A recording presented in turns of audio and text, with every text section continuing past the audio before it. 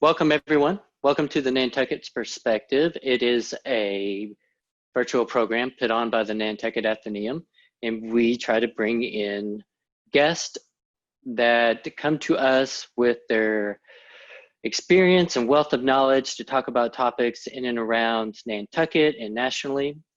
And my name is Daniel Griffin. I am a program associate. I do a little bit of everything at the Nantucket Atheneum. Today we have Miss Kathy Garre-Ayars.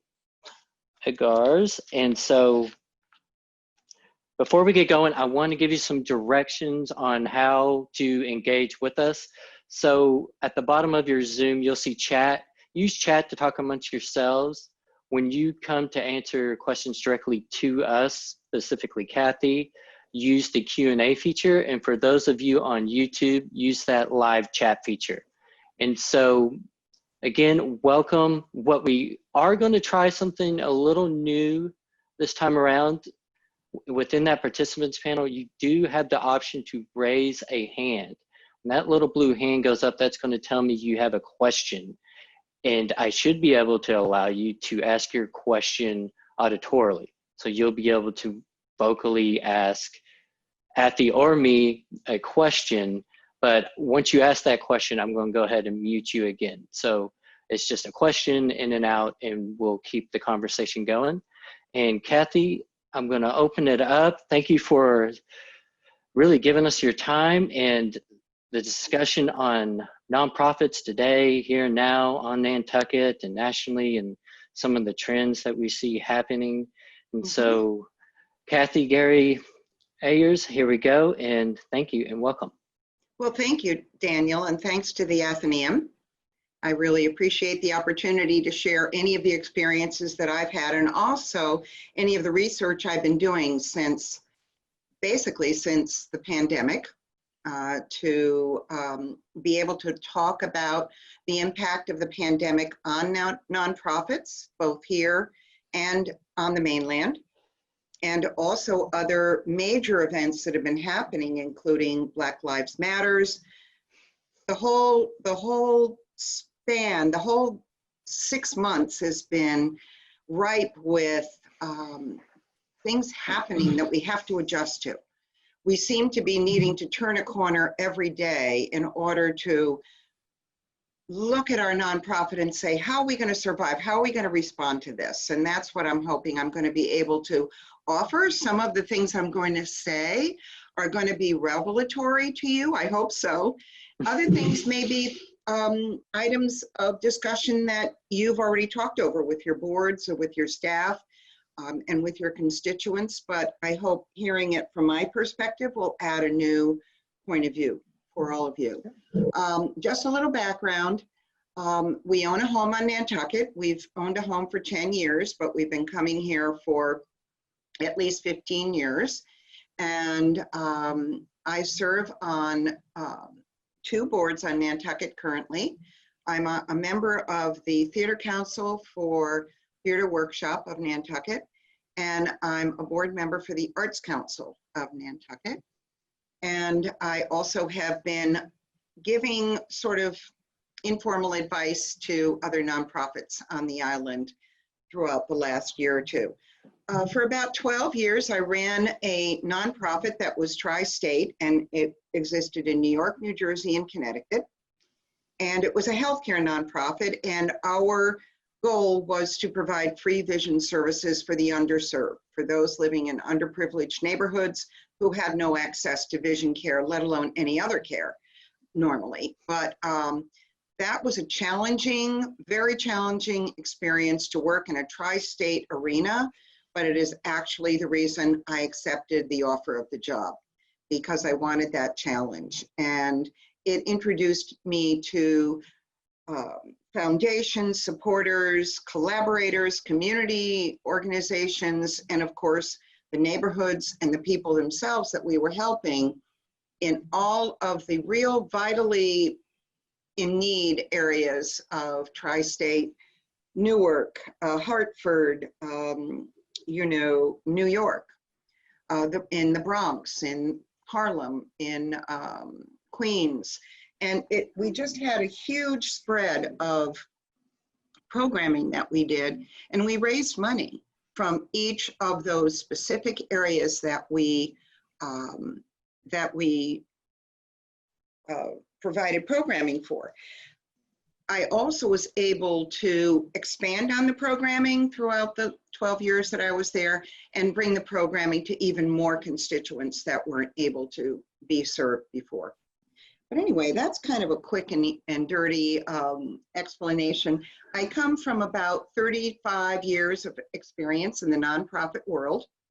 Before I took my full-time job as the CEO of Healthy Eyes Alliance, I was a consultant in the New Haven area primarily, and I worked in fundraising, communications, strategic planning, et cetera, with a variety of different clients. After I left the period of time I was with Healthy Eyes Alliance, I went into looking at consulting, and that's what I'm doing now. So this is a great opportunity for me to be able to give you some of my experience, and hopefully you'll be able to share some of yours as well. Great, great. And that consulting is KGA Strategies, correct? Right, KGA Strategies, LLC, correct. Great, great. Okay, now did you have a PowerPoint that you wanted to share with us? Or I do, and I would like to bring that up right now and give you a little bit of an idea of, just a second, how this all developed. Okay. The theme of the PowerPoint is leading your nonprofit through a pandemic. And I started to put this together almost immediately during my time in isolation at home in Connecticut. And I started thinking about what would a nonprofit do to respond to the challenges of a pandemic, nothing that I've ever seen in my professional lifetime. So these are some thoughts I put together, and hopefully I'm doing this right, Daniel, and I can start it, but okay, great. First of all, I thought about what are the rules for responding to the new normal? And the first thing I came up with is you must plan for short and long term in times like this. There isn't, it's almost impossible to think about long term right now, but we need to think that way. But we also have to keep our eye on the current immediate needs. Another rule is to be tremendously creative. And I know that nonprofits on the island have done that. I mean, I think that, first of all, we love this island. Secondly, I've always been inspired by the creativity. And I've noticed amazing creative solutions that the island nonprofits have come up with in order to respond to the pandemic. It's an absolute must. The next is something that I threw in here late this afternoon, adopt a for-profit mindset. The reason I've included this is because it's more important now than ever before for us to realize in the nonprofit world that we're really not nonprofit. We're tax exempt. right, one of the biggest misconceptions, right, Kathy?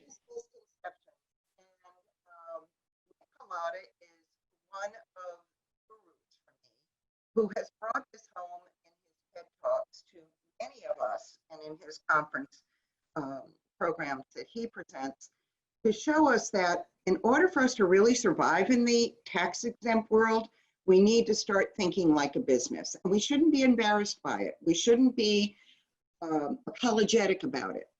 And we also, on the other hand, shouldn't feel like we want to settle for the least bit that we can get. We should shoot for the moon if we can, and we need to in order to really survive. And the last one on this page is be empathetic. Everyone has been in a tailspin, whether it's nonprofit leaders, their staff, their constituents, the communities they serve, and we need to be empathetic to all of the different feelings that are going on around us. and how we can use that empathy as a strength to maintain and sustain our mission and to be sensitive to the communities that we want to serve. And I put a dash in don't panic, because I think many of us in the beginning of the pandemic were in a bit of a panic. Well, how is this going to work? How are the tax-exempt organizations going to survive this? Well, obviously, we cannot panic, and that's absolutely the most important thing to remember. Take a deep breath, get a little mindfulness in on all this, count to 10, and think about the best strategies going forward. I also thought about what are the essential traits of a strong leader during the pandemic, but these are the traits that are effective during any kind of period of time, any point in your history. Number one, a strong leader needs to inspire through a clear vision. Absolutely needs to do that. I had an interview with an organization early in the spring that was looking to replace its executive director. They eventually decided not to because things just got too complicated through the advancement of the pandemic. But I said to them, what is your vision as a board? And they said, well, you know what? We're hoping that our executive director is going to bring that vision to us. And I said, well, that's good to know. You know, we need to know where we stand. Without a vision, a director cannot, or a leader, whether it's a board chairman, whether it's executive director, really can't bring the troops along with them. It's impossible. The second trait, I think, is to know that you need to create a dynamic team of volunteers and paid staff, and I emphasize the word paid staff, to implement that vision and help solve the problems that you're facing. The third is to delegate. One of my favorite board chairmen that I ever worked with always said, be sure that you delegate to the people in charge of the task. Don't let them leave a problem at your desk. They're being paid to do the job, or they're being asked as a volunteer to do the job. And that's something that I think is very important for a leader so that they don't get burned out, especially during this time. Number 4, even though I've just said that, be ready to make tough decisions when you have to. No one else is going to make those decisions. And you need to be ready to take responsibility for the outcomes. It may be a risk. It may be a risk you're taking, and the outcome may not be so sweet, but you still have to be able to make the tough decisions and take the responsibility. And when you do, the people behind you, the people that are working with you, are going to respect you and continue to follow you. Now, I thought about all the different crisis scenarios that we were sort of experiencing. One is, if you have no strategic plan in time of a pandemic or any emergency, you really are going to be in quite a bit of trouble with where do we go next? What do we do next? How can we avoid sort of scammering around and not knowing what to do? And I think that that is one of the biggest crisis pieces to this, not having a plan. Another crisis can happen when the board goes AWOL. Now, I've had a board in my history that did go AWOL, frankly, and it was important to notice that and pull them together. They do it for a variety of reasons, but when they do it, it's a job to get them to follow and to be brought on board. And it's not unusual in an emergency for the board to get very concerned and very upset and not really know what to do and kind of take a step back and sort of hope someone else is going to do the job. Financial disruption due to the decrease in revenues and the decrease in value of endowments is another possible scenario that has happened to nonprofits during this period of time. 35 to 75% of income from postponed galas, tuition from canceled classes, and those are really true crises in the history of any organization, but we've seen it much more commonly in the last 6 months. Another thing that can be a problem is leadership succession needs to be postponed. If it does need to be postponed, you then are asking your leader who is actually asked to be able to leave and has announced that he's leaving to stay on.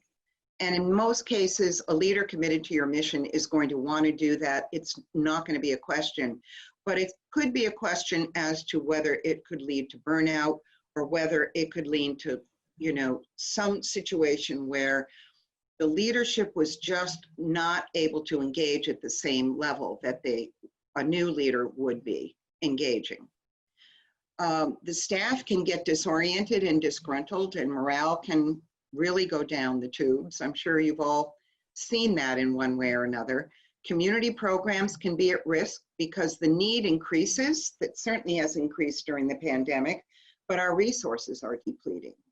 And the workforce needs to adjust to working remotely, and they have to adjust overnight. There was no warning. So these are all situations that can throw an organization into crisis unless you really have the leadership to get a handle on it and move forward. We want to look at other things. What resources are there in your financial statements to cover short-term expenses? That could be a crisis if you have not really planned for that. And very many cases you haven't. The community needs are great, but the capability to meet them is reduced. And the leadership is connecting remotely now to the staff and donors, not having a person-to-person connection, which is so important in the fundraising. You also will have to face some tough decisions, or have been facing tough decisions. And these are just some of them. Reimagining key fundraising events. Virtual events have become the thing, and certainly the island has done an amazing job creating virtual events in place of their summer galas that bring in so much of their operating money. You also have to think about seeking operating grants from foundations where you may not have been comfortable doing that before. It is definitely an option, and grantors are leaving that as a big opportunity for the nonprofits that may not have ever thought that they would be able to seek an operating grant. Usually program grants are what we think are associated with the foundations, but in truth, operating grants have always been there. It's just that we're always afraid to ask for them. For some reason, we seem shy about asking for grants that help us keep the lights on, pay the bills, and do all of the things other than the actual programmatic activity in our communities. You may have to face staff layoffs, furloughs, think about health insurance coverages, immediate, near-term, and long-term needs of the organization and the communities you serve. These are important, tough decisions to make. What are they? How can we make the most of the stimulus program? Look at your endowment. If it's threatened during the economic freefall, it makes you nervous. There's no question about it. But what do we do about that? What is a decision you can make to either increase your endowment or not get in a panic over it and know that things will get better? Connecting with major donors and grant makers is huge during the emergencies such as this, and evaluating programs and prioritizing those that best ensure sustainability. Those are very important steps to take. Engaging board members that have gone AWOL. This is a leadership challenge, and honestly, the best way to lead is by example. Either the leader of the chairman of your board and or your executive director need to reach out to the trustees and ask them to exert pressure on passive board members. And you have to start where you can lean into where the engagement is most effective.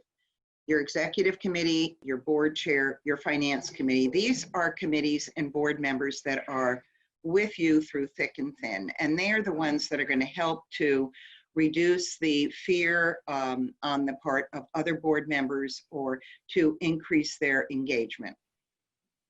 What if you want to move your board forward? You must communicate clearly, you must identify where their involvement will make the most difference, and you must utilize their professional expertise through a specific project that you can actually assign to them so they feel good. They have an expertise in legal matters. Get them on some kind of a committee that are going to be looking at all the legalities of laying off staff, applying for stimulus programs, et cetera, getting insurance policies effectively implemented. And then engage your trustees in fundraising. If your trustees aren't out there first asking the community for money, then it makes everything else seem very, I don't know, it makes your organization almost seem invisible. You have to be engaging them, but at the same time, you're not necessarily going to be asking every board member to give the same amount of money. Each board member has individual stories in light of the pandemic. Some may be struggling. We have to find out where they're best suited. If a mission is at the front lines of the pandemic, have your trustees shout out from the rooftops about the work you do and show them how their networks can help. And then have them reach out to longstanding donors and ask for outright gifts, virtual event support, fundraising cocktail parties, anything they can think of that they can help you do. One of the last slides is put equity at the center of decision making. We must preserve and elevate advancement in diversity, equity, and inclusion with staff, board, and community. Your organization may be asked to demonstrate your equity policies. Your funding may depend on it, especially in this time when the Black Lives Matter issues have brought so many inequalities up to the surface.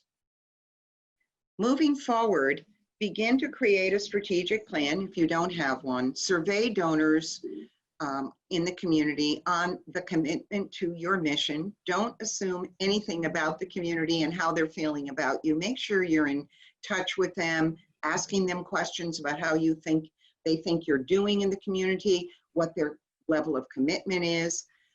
Assess your staff engagement and their attitudes and respond to their concerns so you can maintain that staff. Fundraise, fundraise, fundraise again. There's just no other way to put it.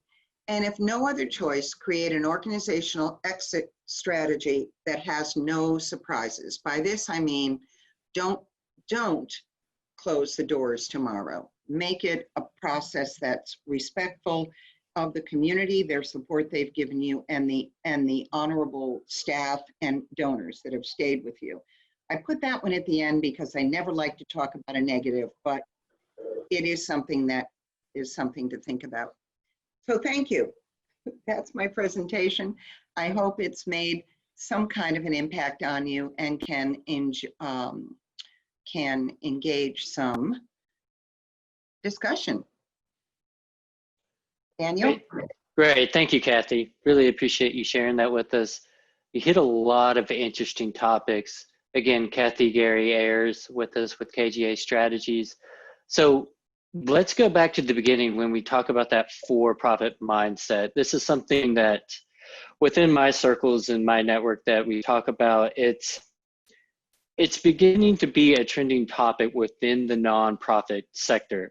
So there's a lot of misconceptions out there in terms of what we can note to ourselves when we hear that word charity. A charitable organization, especially when you start reading your tax statutes, depending on whatever the state you're in, when you start reading your law books, we find that the word charitable, especially when it comes from the IRS, it's a very broad statement. And so we find that some research has found that nationally, nonprofits through their 990s, when they disclose their revenues, 50% of nonprofit revenues are coming from fees for service, fees for goods. And so if you could just speak to maybe where that misconception is. And I feel that a lot of individuals who have a really good idea, who want to start their own organization, or they've been in the sector for a while, they feel that they should never make a profit. Their existence should come through that charitable aspect of donations. In your experience? Well, my experience is that the nonprofit world, and I grew up in a time when the nonprofit world was literally staffed by volunteers, dedicated volunteers. There were very few executive directors that were paid.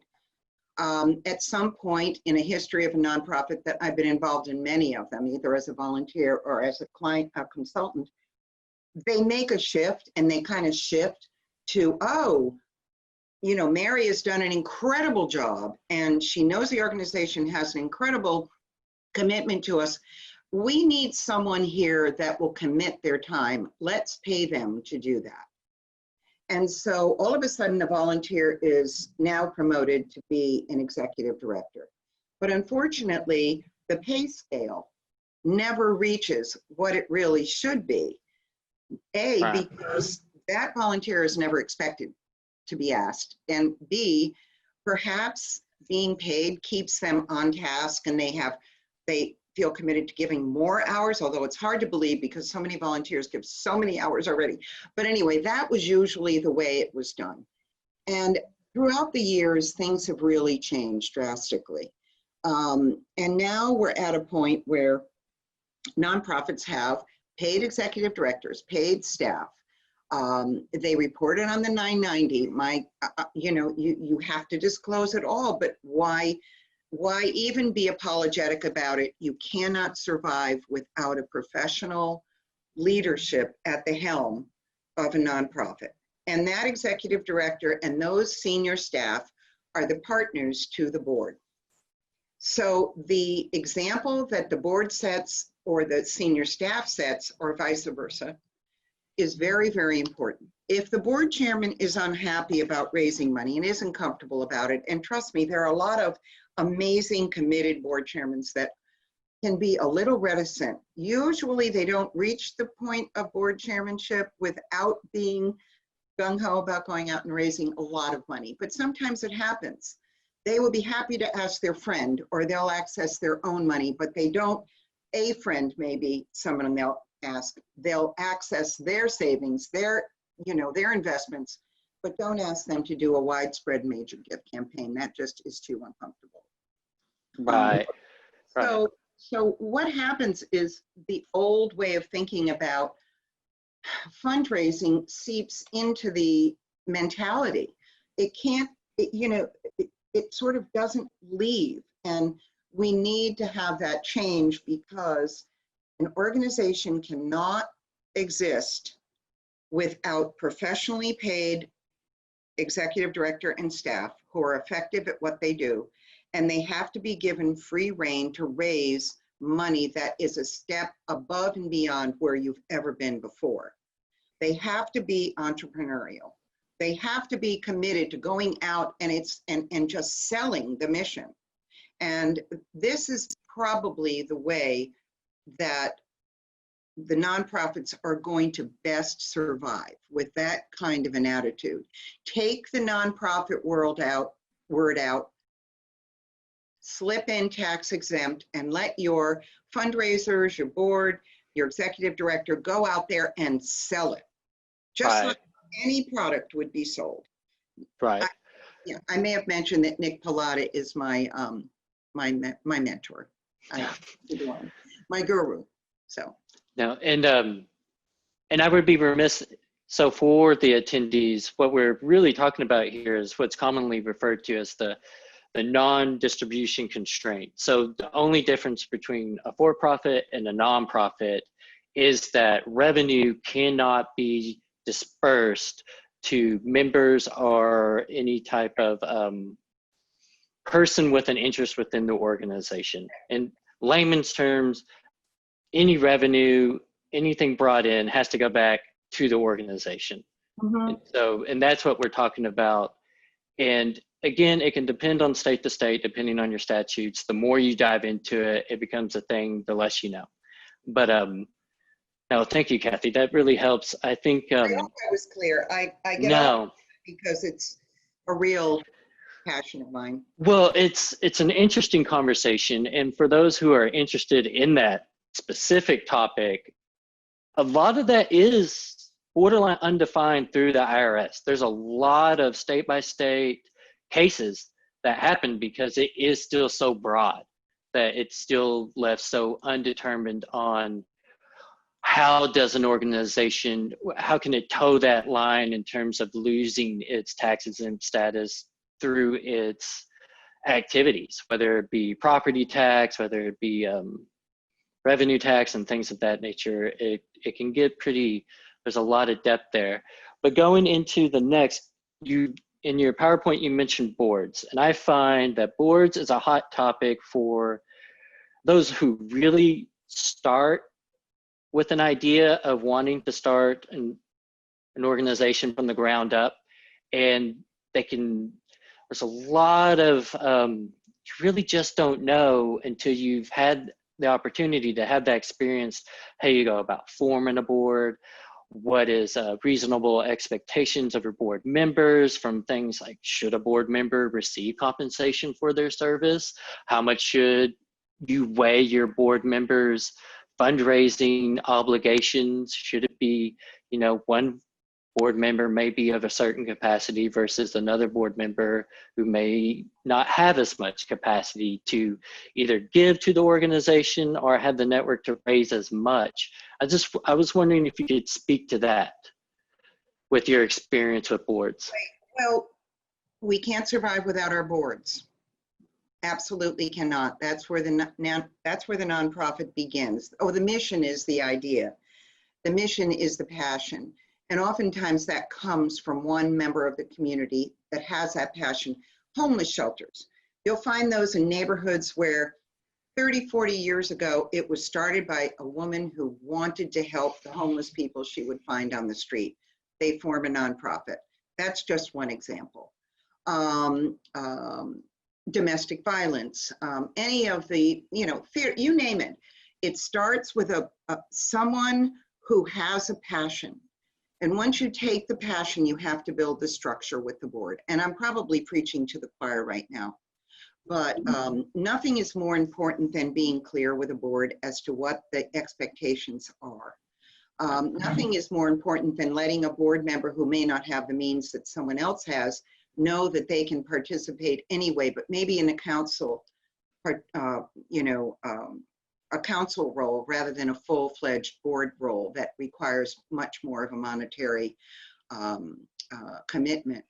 So that's another thing. And you really need to have, again, preaching to the choir, the board packet, roles and responsibilities all spelled out, a sort of a survey of what board members can give to the organization, an explanation of expectations about board membership, meeting attendance, etc., going to events, blah, blah, blah. It just goes on and on. So I don't know, am I stating the obvious? I'm not really sure I am, but.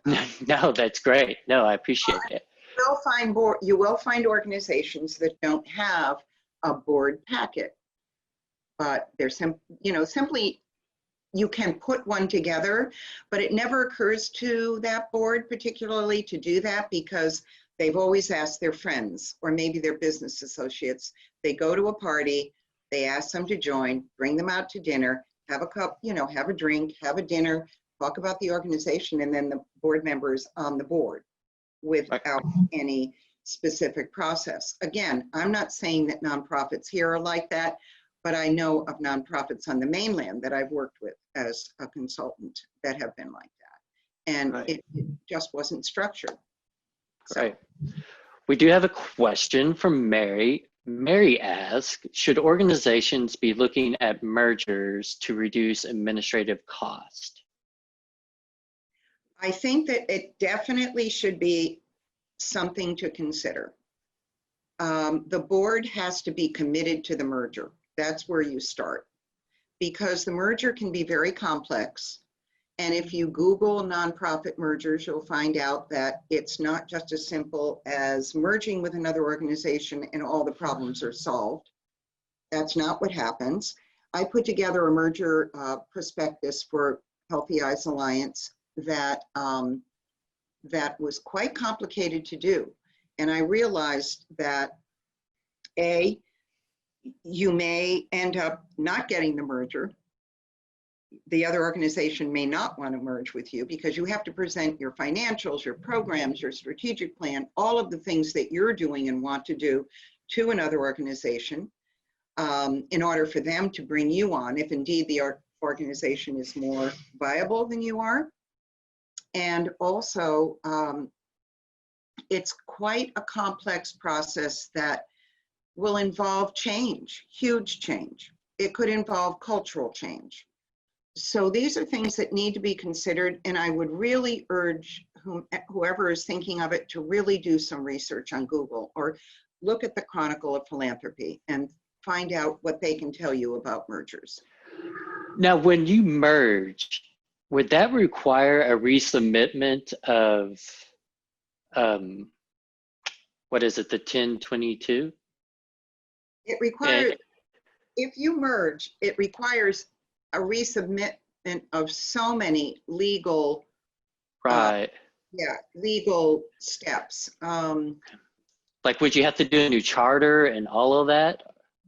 Okay, interesting. What you have to do is dissolve the old charter because Okay. you're no longer that organization, and either merge with as a new organization. It's quite complex because it involves legal advice on both ends, and it involves a real commitment on both ends.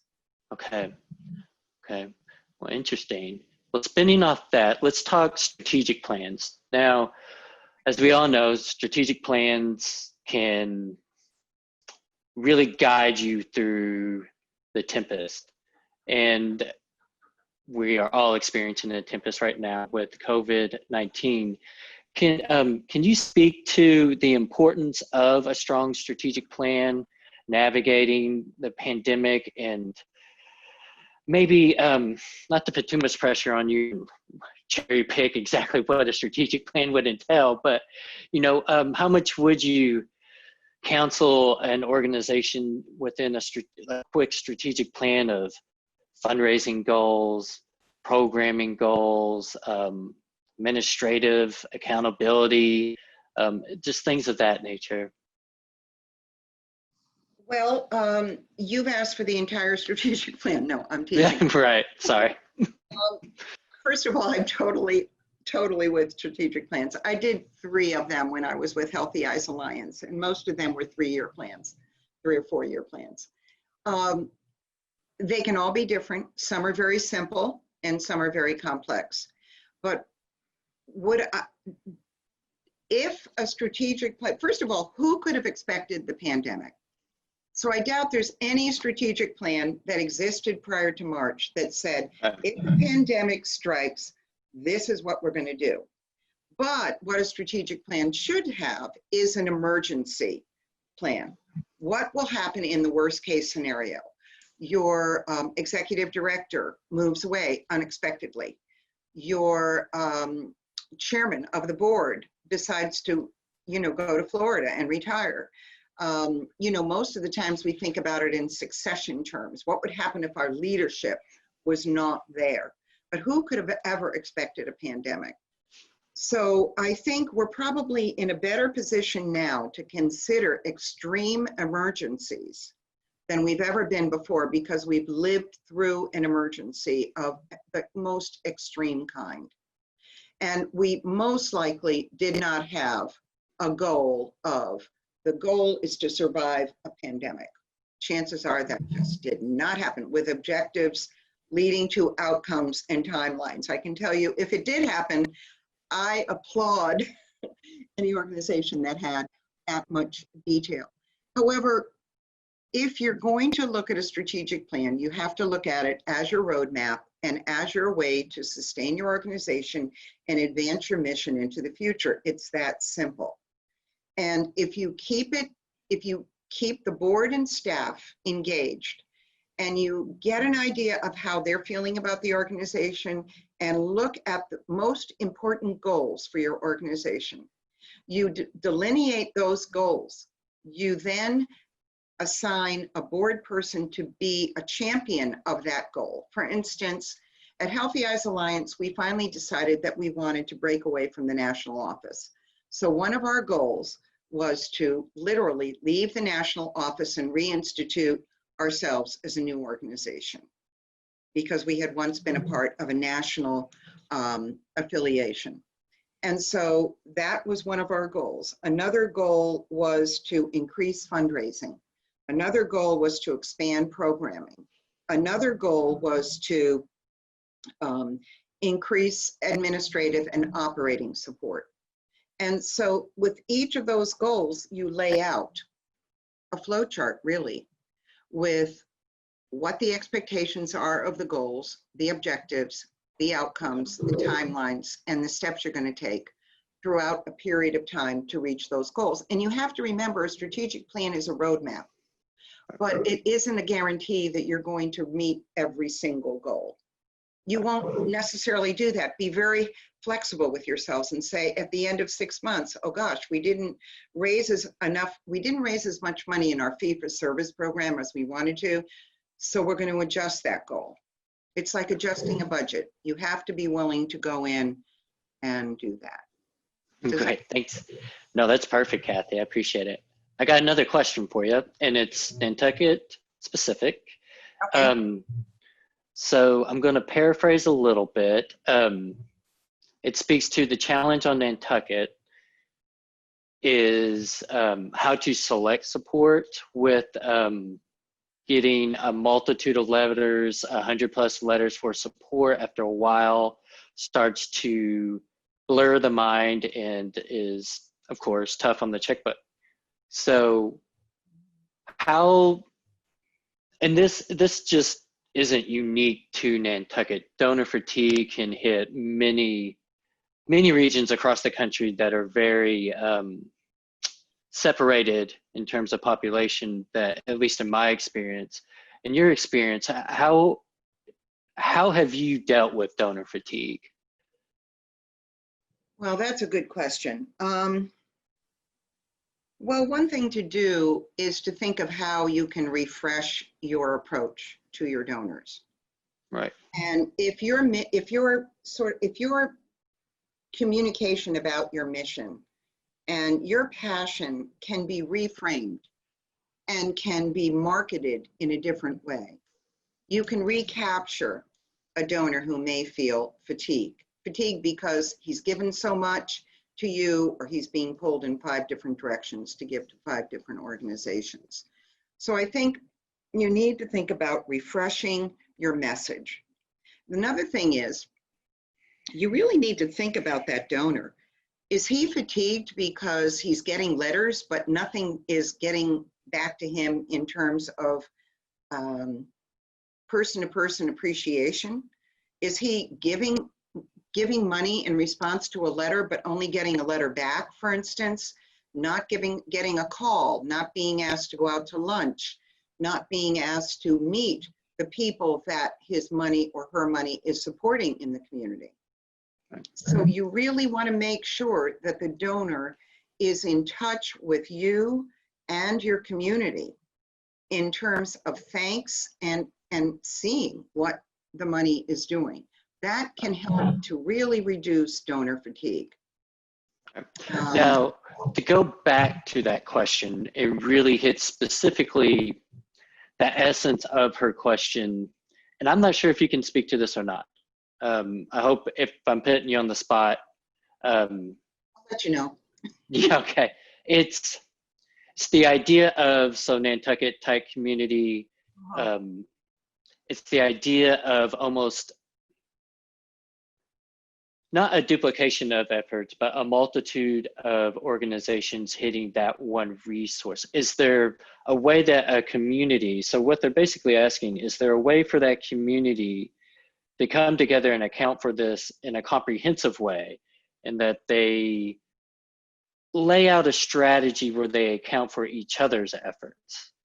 As I actually haven't, I've seen Chamber of Commerce try to touch that in different ways. I've seen community foundations try to play a role in that realm, but true successful, comprehensive, community-wide plan to account for everybody's needs, wants, and efforts, I haven't really seen that. Have you? That's a huge effort. Right. That's a lot to ask, I think. I think so. I think that if you, okay, so during the pandemic, Joe Hale at the Dreamland led a Monday morning group of nonprofit leaders to come together to talk about how they can respond in a healthy way, in a way that's collaborative, etc.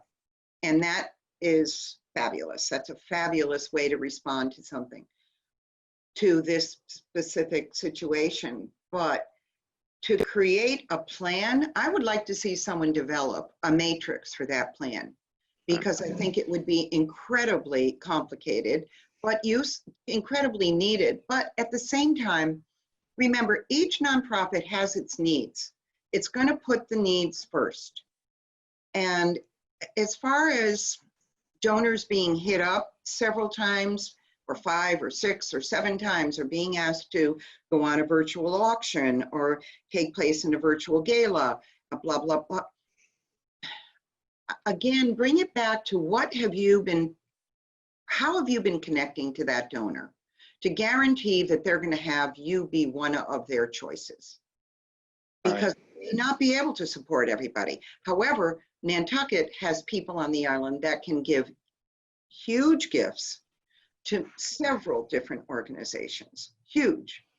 And they may continue to do that. In fact, I think you'll find that.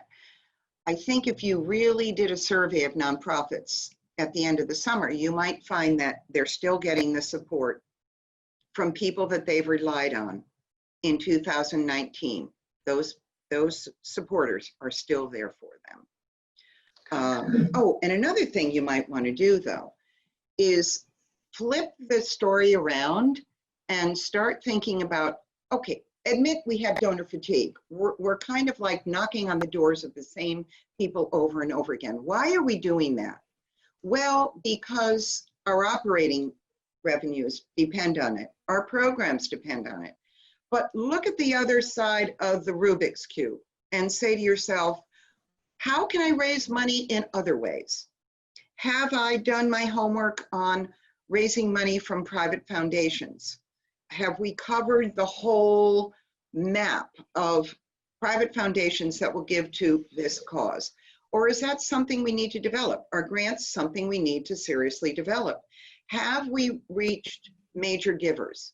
Not just the ones that are giving 100,000, but the ones between 2,500 and 5,000. Have we really reached them? Or do we forget about those? Because those are givers that we don't forget about them. Seriously, that's a lot of money. But you know what I'm saying? We have to focus on other kinds of gifts and other kinds of raising, other ways to raise money. It's just a wake-up call. Right, Really. and that's the perfect segue into a shared love between me and you, and that's grants. And you brought up in your PowerPoint something that I was surprised by, because in my experience, the toughest grant always to get, whether it be, it's typically private foundation, is the unsolicited, unrestricted operating money. Like, how do you break down that door? And that was, I used to always tell council people, it's the golden egg, everybody wants it.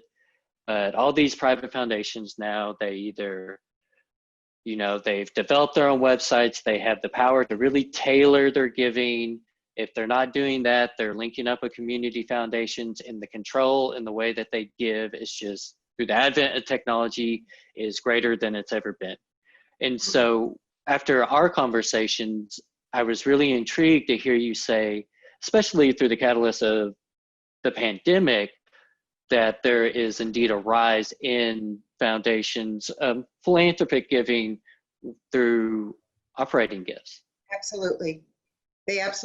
there absolutely is a rise in giving. And I'll explain something. If a foundation has been primarily giving to your programming, whether it be Feed the Hungry, help the homeless, whatever, if they've been giving to that programming and you've been diligent and you've been reporting to them what the outcomes have been, you've done your homework and you've connected to them on a regular basis to show them the way the money is being spent, you show them the outcomes one year in your report, you give them a detailed, good report, not just we did this, just 10 people, blah, blah. You give them the whole story and then you reapply and you think, well, I want that program money, but boy, do I need operating money. And that was something that we talked about at Healthy Eyes Alliance all the time.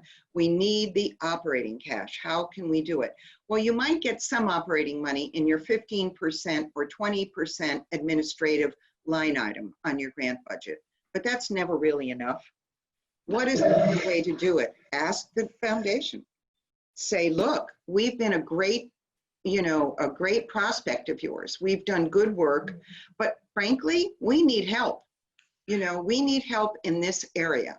Our rent is going up. We want to hire a new executive director, someone who's so talented, but the cost is going to be higher than usual. We need operating cash. Can you help us?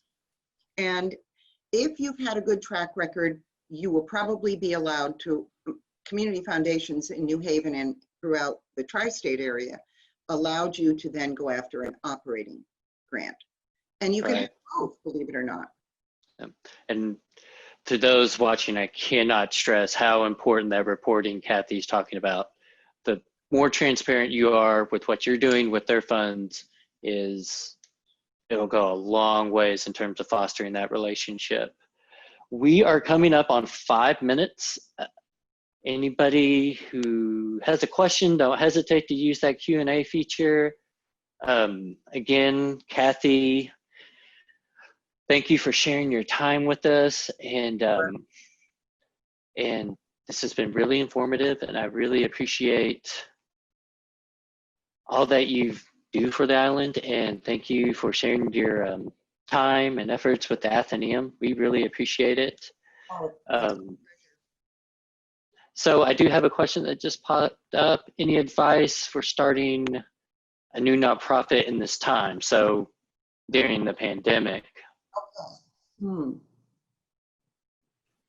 Any advice? Wash your hands. Right. Wear a mask.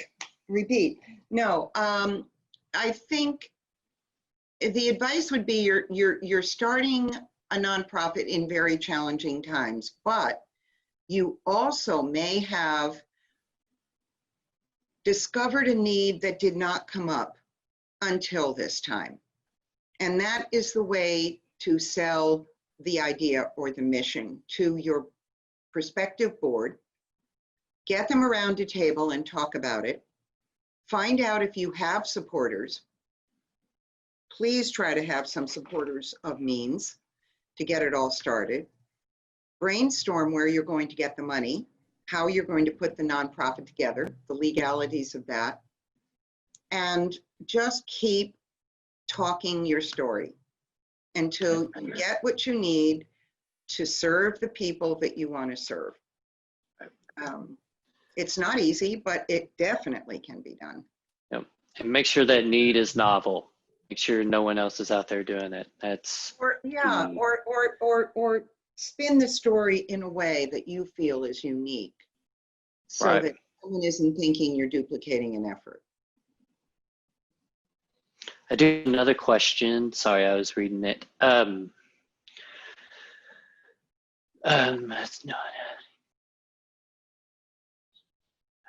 Okay, so I'm just going to read it verbatim. So this individual says they do a lot of fundraising. They have learned that there's a whole generation that has no idea how to give, how much to give, and how to engage through estate planning, giving a stock dividends. That's a good question, because that's the next level giving that a lot of people just haven't encountered when it comes to those bequestments and things of that nature, the actual states. And if you speak to that real quick?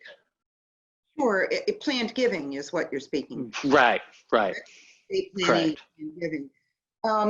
I will speak to that. I would say the best thing to do is to, if you are the fundraiser and you're trying to start a planned giving program, to go to the people that know how it works. Go to the experts. Either Google it, find out what all the different ways to raise money through planned giving are, and also to talk to an estate planner, talk to someone who would be in the middle of the gift and you.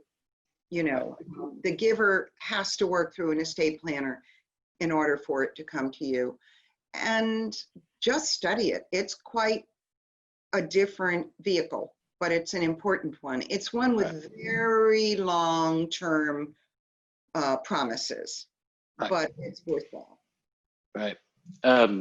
Yes, I've been with organizations one day, an individual passes, whom the organization has not heard from in decades, and it's 7+ figure gift they just left in a will. And so that the type of stuff is important. Cheat code, always put a CPA on your board. They help. Any type of financial individual, they really help. Anything else you wanted to get in there before we leave, Kathy? No, I just wanted to thank all of you that participated in the conference. I really appreciate it. I want you to know that if you don't know already, that I love the community, and I really, really hope that I've been of some benefit to those of you who have been in the trenches and been in the midst of all of what's been going on the island in terms of nonprofit sustainability. I have a lot of different resources I can recommend to you. I would recommend, if you're not always already on it, to get involved. Go online and Google the Chronicle of Philanthropy free newsletters. They're just loaded. It's loaded with information, more than I could have covered in 7 sessions. Oh, real quick, Kathy. That last question was reworded. I kind of stressed it wrong. She was speaking more to how to get the next generation to be more philanthropic. So the next generation of the next generation of your high capacity potential donors to be more philanthropic. So your tech industry, things of that nature. Sure. Well, meet them at Crew? No, I'm sorry. Right. I don't need to be cute about it. I think, I think that they, not unlike other generations, follow the lead of other people in their group that have become involved. Right. Social media is hugely important. If you if you show a presence on social media, talk to them about investment from a business point of view in your organization. I think that that's an important topic, and I don't know. I mean, how do you? Well, I've had some discussions, and this in no way paints a trend, but the topic was donor advised funds. And so the hypothetical, well, it wasn't a hypothetical, the anecdote was, said individual in Silicon Valley gave a very large gift to that Silicon Valley community foundation, which you can put 2 and 2 together pretty quick, is probably a very well endowed community foundation. And so there's a lot of back end stuff there in terms of you start getting into the gray area of the role of donor advised funds and how those community foundations go about releasing such a large gift. And so I think the gift in question here was $500 million, something of that nature. And so I don't know if that's a trend, if they're just for lack of a better word, not wanting to take the next effort and just here's my money, give me my tax cut, I get my write-off and go, and these are the things I'm interested in, and the community foundation handles it from there. I don't know if that's the trend. I will say in my experience in terms of, so working in higher ed, whenever we had our younger alumni, we always try, it's about fostering a relationship. And so you have to acknowledge that the stage that they're at in their careers, and this is going away from high capacity tech individuals. This is just about developing a younger donor into someone who's going to give long-term, really get them involved in the organization, whether it be a volunteer role, but before you ever start asking of them, get them invested in, get them back invested into the organization. That's a role that we did, whether it be alumni committees, whether it be some type of rep at events, really have them play roles in there. And then a lot of organizations will have you like subcommittees with the boards and get them involved in roles on that. Start developing their responsibilities in terms of decision making. How you go about conditioning a billionaire to start being more philanthropic, I don't know. I'd call Bill Gates. I don't. I think if you met one, Right. about your mission, you'd have a good chance. Right. How do you reach them through the millions that are asking for? Right. Yeah. And in the last few months, billions have been given away to climate change, Black Lives Matters, food, feed the hungry, healthcare for the underserved, you name it. And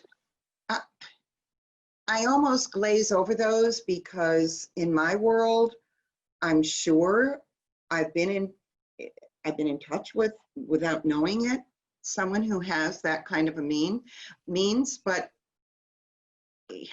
yeah, I don't know. I think it's, yeah. I mean, I don't have an answer for that. Let me admit that. Yeah, yeah. And I will say, the nonprofit sector accounts for 10% of the GDP for this country. So it's a very healthy sector. And so we're at time, Kathy. Again, Kathy Garre-Ayars, KGA Strategies, with us, the Nantucket perspective. We hope to bring you this programming at least on a monthly basis. Reach out to the Nantucket website. We have a programming calendar there for reference. Kathy, again, thank you for your time. I'll be hitting you down the road. No, that was great. Thank you, Daniel. I appreciate All right. the opportunity, and I hope that I've been of some benefit to everyone. Great benefit. Great benefit. Thanks a lot. Hope to see you around the island. Of course. Of course. Okay. Take care, everyone. Bye-bye.